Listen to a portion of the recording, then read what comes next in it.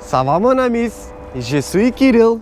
Et toi, Peugeot 208. Peugeot, chaque honneur, c'est beau, c'est très joli, c'est fantastique. Peugeot, oh là là.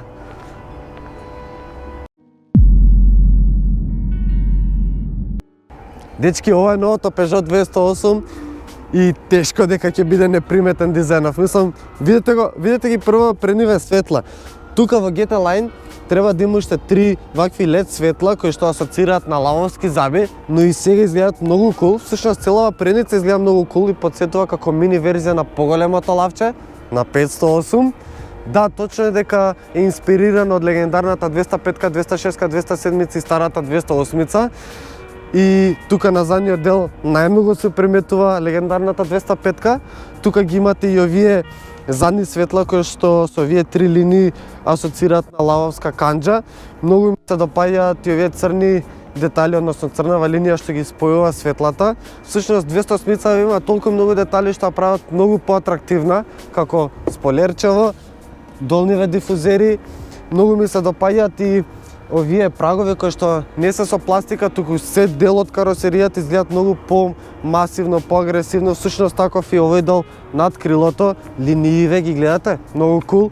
Исто така тука ги имате и бројките напред на хаубата. Дизајнов, вака треба да изгледа градски фраер. И како едно возило што има ваков кул дизајн од надвор, би требало да има и внатре. Да, има, така да, ајде да видиме што има внатре.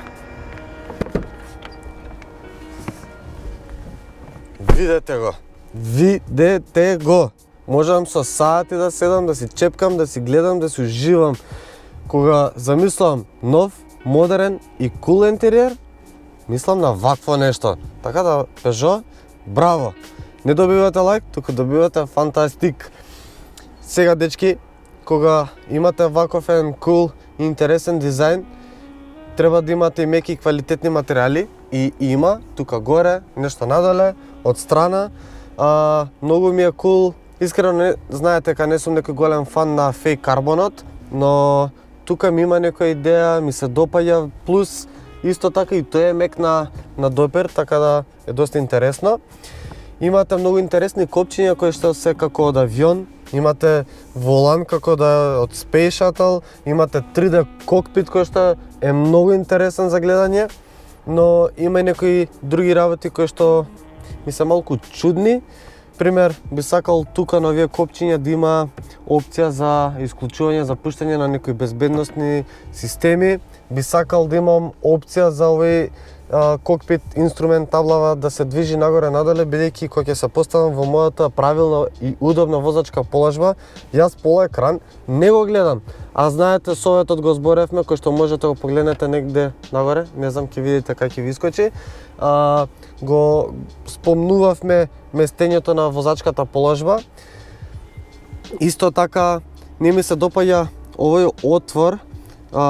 Поставиле лајс на тука доле и обично сите мислиме дека се отвара од тука, а всушност се отвара од горе.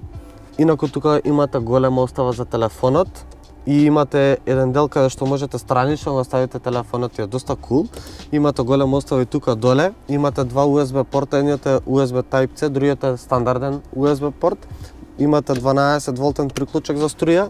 Имате две остави за шишињата. Имате остава и тука во вратата, имате и голема остава кај настонов за раката.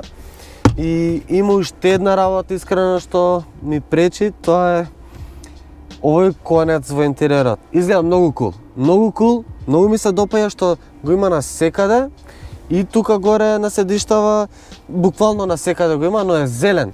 Гледате? И тука е флуоресцентно зелено. Убаво е, но со што одговара од надвор и внатре, искрено би сакал да има некој детал кој што одговара, па да кажам, ова одговара со тоа. Океј, можам да зборам уште многу долго време, можам да се уживам, но сега е време да ги видиме и останатите работи, така да се префрлиме назад.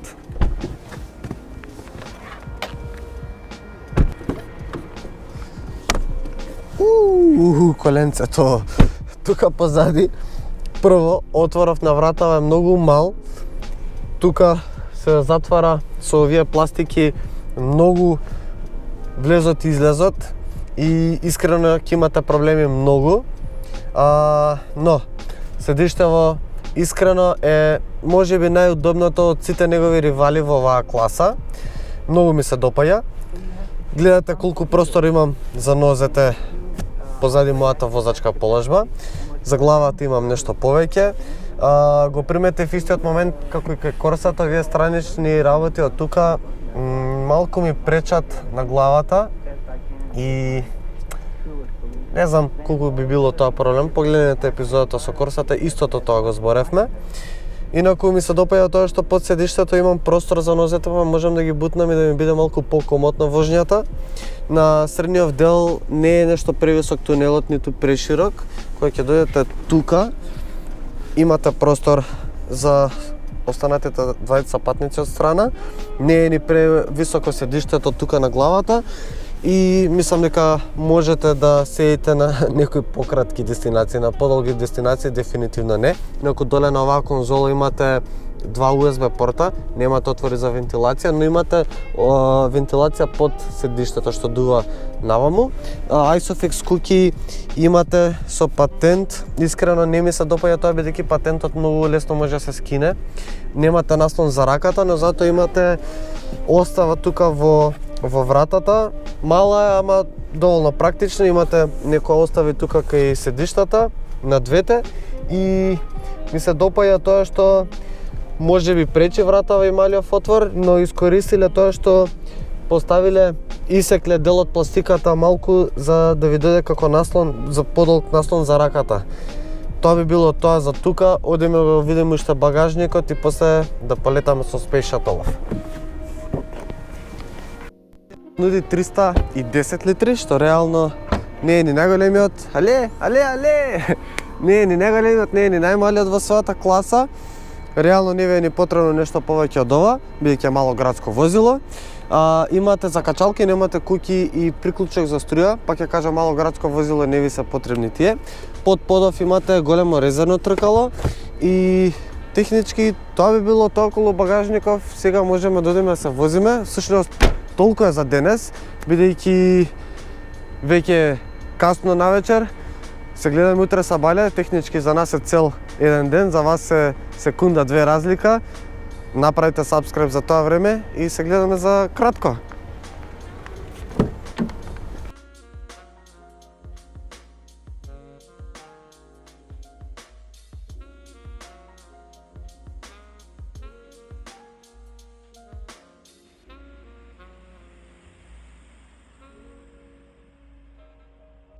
Снимавме синоќа и навечер, бидејќи сакав да го видите како изгледа и на вечерно време, бидејќи колава има карактер, се истакнува дефинитивно со дизајнот. Всушност тоа ми се допаѓа што и навечер се гледаат сите линии, особено со бојава. Всушност целава силуета има свој карактер, свој дизајн кој што зборува сам за себе, но таков карактер кој што остава голем впечаток има и кога ја возите. Вожњава е многу удобна, што е очекувано за еден француз. Имате многу лесен и прецизен волан на располагање. Може би сакал за степен до 2 да е малку потежок на поголеми брзини. Инаку имате доста добра контрола над воланот. Секогаш знаете тркалата каде се насочени. Имате многу добар контакт со подлогата. Знае да биде и забавен, но внимавајте, бидејќи во кривини на дупка знае да отскокне, како да му фали малку тежина позади. Плюс многу е брз, ама многу, верувајте, неочекувано воопшто за мене, бидејќи на располагање имате 1,2 трицилиндричен турбобензински мотор со 100 конски сили и поврзан е со 6-степен мануелен менувач, како што видовте синоќа, односно пред некоја секунда. Менувачов рачкава конкретно многу ми се допаѓа што е близу сите други команди, лесно е на дофат, многу е лесен и прецизен самиот менувач. Очекував дека 6-степен менувач треба да помогне околу потрошувачката, но не знам дали не е точна бројкава што се покажува на инструмент таблава или е навистина многу висока потрошувачката, бидејќи најниско што успеав да симнам е 8,5 литри, а некое нормално возење ми покажува дека е од 9 до 10 литра, што е многу. Многу е бидејќи истиот мотор го возевме со Корсата, нешто беше послаб таму, но технички истиот мотор, истата платформа. Погледнете епизодата со Корсата, ќе видите таму малку повеќе зборувам околу оваа соработка на Peugeot и Corsa, односно Opel. Таму трошеше многу помалку за едно градско возило. 9-10 литри е многу искрено, барем за мене. Инаку ова е Allure ниво на опременост, тоа значи дека во дополнителна опрема имате затемнети стакла, оваа промотивна и многу интересна боја. Имате паркинг сензори, паркинг камери. Многу ми се допаѓа со паркинг камерата тоа што имате 360 степени поглед од едната камера што е поставена позади, си прави слика и тоа ви помага за подобро се снајдете во оние тесни паркинг места, да внимавате повеќе на бандажите и општо на целата кола, што е супер. Цената за овој пакет чини 17.000 евра. Ќе оставам на вас вие да одлучите дали е многу, дали е малку, дали е доволно за оваа кола. Дефинитивно се што гледате друго е стандардно, доаѓа така како што е многу добро, бидејќи изгледа многу модерно, многу убаво. Имам неколку работи што би ги извел како мана. Екранчево е супер, лесно се навикнува, но му требаат понекогаш секунда до 2 да размисли што сте кликнале, кога да отвори, каде да отвори. Малку тоа ми пречи. Ми пречи инструмент таблава 3D кокпитов кој што е многу убав, но ми пречи, како што кажав, висината што не можам да го гледам како што треба. Можеби некој повисок или понизок од мене ќе има подобра прегледност. Но исто така ми пречи тоа што некои информации не се покажуваат цело време. Поточно за потрошувачката, треба да кликнам тука, ми се појавува, ми стои 3, 4, 5 секунди и се гаси. Сакам да стои нон-стоп тука, за да гледам, да контролирам и да се обидам да симнам малку повеќе на потрошувачката. Дечки, тоа би било тоа околу ново Peugeot 208. Дефинитивно во оваа џунгла на сообраќај со многу возила, со многу нови модели, со голем број на понуди. Ова е Симба, новиот кралот лав. Има многу што да понуди.